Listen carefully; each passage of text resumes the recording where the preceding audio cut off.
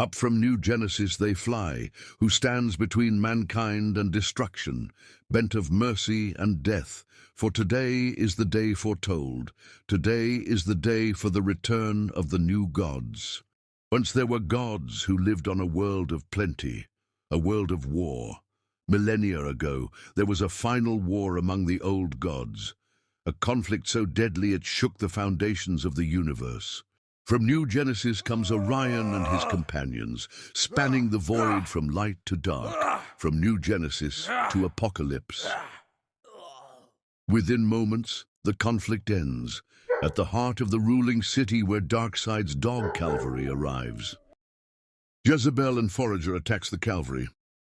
This allows Orion and Lightray to move forward with the plan. The source told them they must seek Darkseid and stop him. For once, Lightray is silent. His silence conceals a sadness greater than that known to man, and a pity too painful to describe.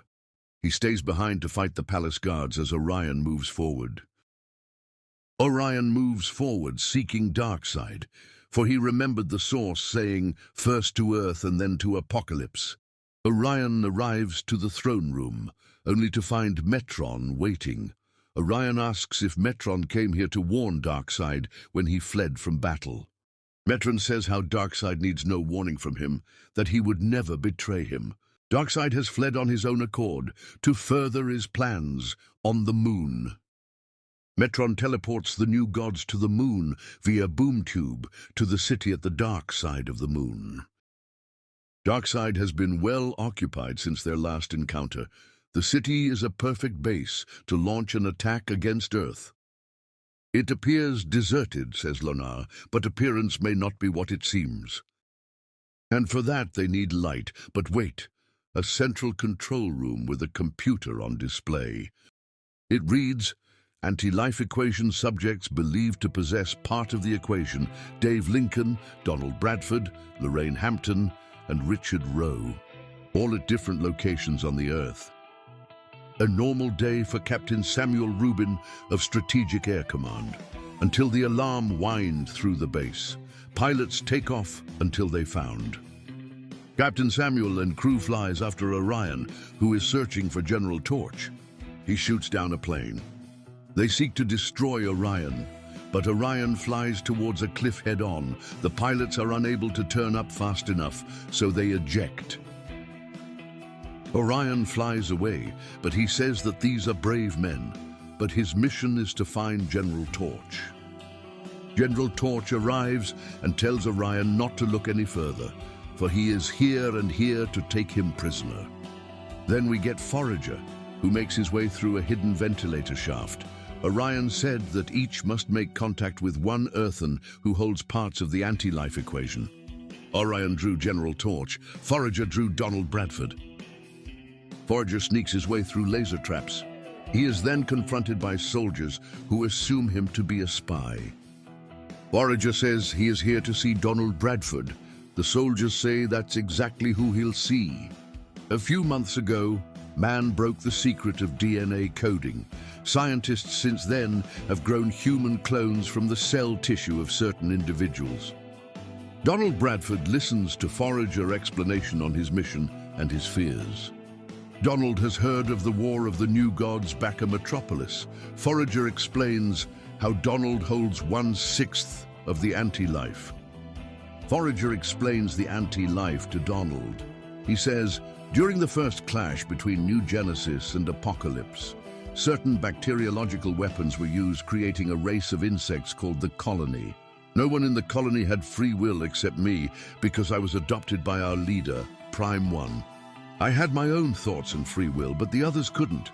If Darkseid learns the answer to anti-life, the whole universe will be deprived of free will. No matter how it happened, you have part of the equation in your mind, and we have to get it before Darkseid does. Halfway around the world, eastern Alaska, an Eskimo named Nomak heads homeward to his family. The woman sees a figure in the distance and screams. Nomak immediately grabs his rifle.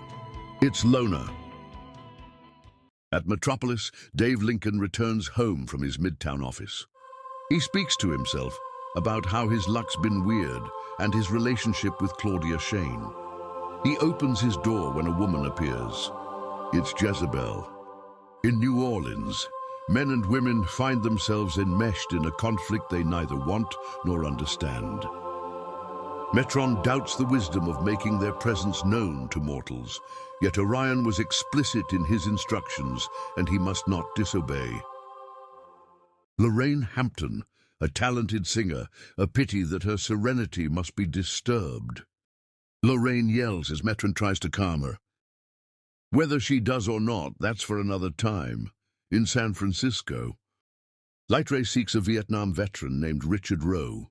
But due to his dependency on drugs during his war years, Light Ray must change his appearance for his sake.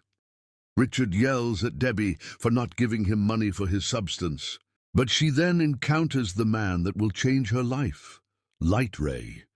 Orion finds himself mocked, but the very man whose life he's come to save. General Torch says he knows he got enemies. General Torch accuses Orion of being a spy and commands his soldiers to take him to the detention center. Orion breaks free. He says he made a mistake approaching the humans, that the next time he arrives, it won't be through honesty, but through deception as they deserves. As for Darkseid, he will find him for the battle started anew. Only death can stop Orion now. The challenge echoes and Darkseid respond saying, yes, the battle begins anew. The pact has been broken. Father will fight son in a final conflagration, and the father will survive.